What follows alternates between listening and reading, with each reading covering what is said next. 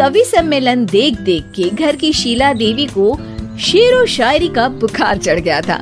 अब वो सीधे मुंह किसी को जवाब ही नहीं देती थी।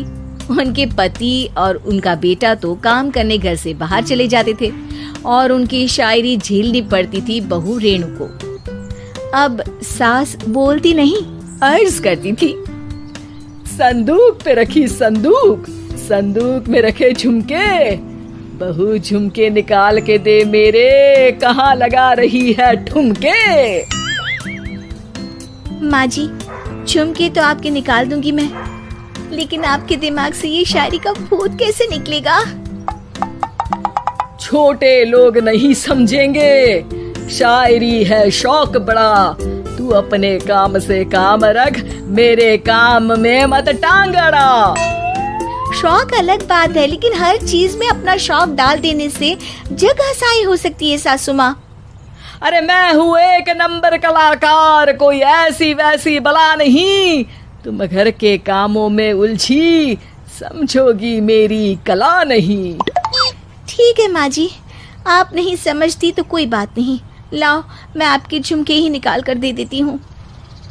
बहू सास के झुमके निकाल कर देती है और वहाँ से चली जाती है। शाम को बहू अपने पति से शिकायत करती है, सुनिए जी, आप माँ को कुछ समझाते क्यों नहीं? अरे क्या समझाना है माँ को? अरे अपनी शायरी थोड़ी कम करे ना। अरे तुमको उनकी शायरी से क्या दिक्कत है? अरे मुझे नहीं, पर पड़ोस में सब लोग हंसते हैं, कहते हैं बुढ़ापे में लोग सठिया जाते हैं, लेकिन शीला जी तो शायर हो गई हैं। अरे लोगों का काम है कहना, लोगों की बातों का क्या टेंशन लेना। अरे वाह, मैंने भी शेर कह दिया, वाह वाह वाह वाह। देख लो, तुमसे किसी ने कहा नहीं और तुम्हारे सामने कोई माँ की बुराई नहीं करता तो तुमको फर्क नहीं पड़ रहा।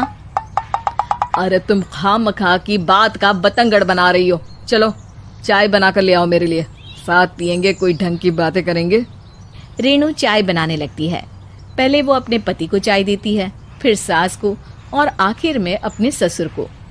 लेकिन वो देखती है कि ससुर जी कुछ परेशान से हैं।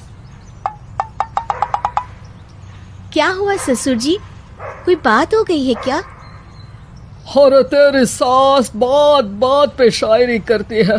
कल मैंने पूछा कि खाना खाया तो तेरी सास ने क्या जवाब दिया पता है? अरे गलती की और आरोपी ने कोड़े खा लिए फटाफट, खाना तो नहीं पर पकोड़े खा लिए झटाझट। अब बता क्या जवाब दूं इस बात का? वो तो सभी से शायरी में ही बात कर रही हैं, मुझे भी समझ में नहीं आता कि क्या करूं मैं। बेटा उसको उसी की भाषा में जवाब देना पड़ेगा। मैं तो आम बातचीत में भी उसके सामने कुछ नहीं बोल पाता, शायरी में क्या बोलूंगा भला। ससुर ने जैसे ही कहा कि उसको उसी की भाषा में जवाब देना पड़ेगा, बहू को ये बात जच गई। अगले ही दिन वो शायरी की कुछ किताबें लेकर आई और शायरी की प्रैक्टिस करने लगी ताकि सास को उन्हीं की भाषा में जवाब दे सके। उसने दिन रात एक कर दिए। एक दिन सब साथ में बैठकर टीवी देख रहे थे, तभी रेणु सबके लिए बिरयानी बनाकर लाती है, लेकिन सास को बिरयानी भाती नहीं। कौवा करता काऊ काऊ, चिड़िया बोलती ची ची, इतना खराब बिरयानी बनाई है कि मुंह से निकले छी छी।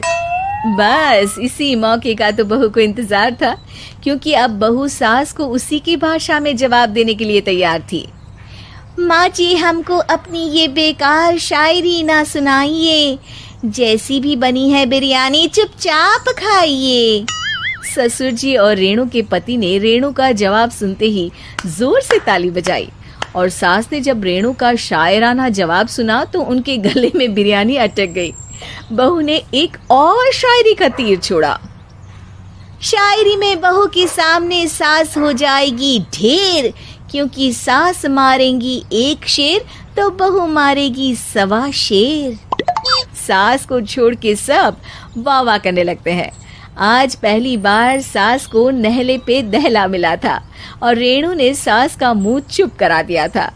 अगले दिन रेणु का पति उससे कहता है, अरे वाह, तुमने तो माँ की बोलती ही बंद कर दी, मजा आ गया। अब मेरे लिए कुछ बना दो, खाकर मैं काम पर चला जाऊं।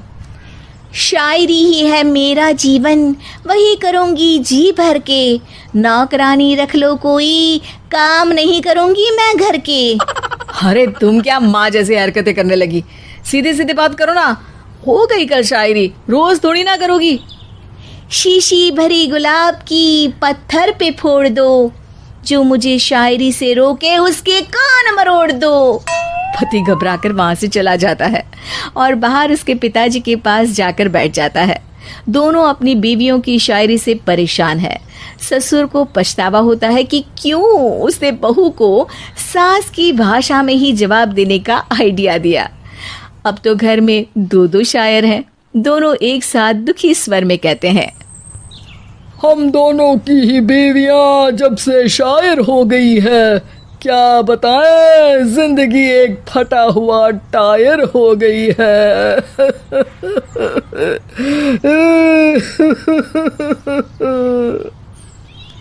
हम दोनों की ही बीवियां जब से शायर हो गई है, क्या बताए जिंदगी एक फटा हुआ टायर हो गई है।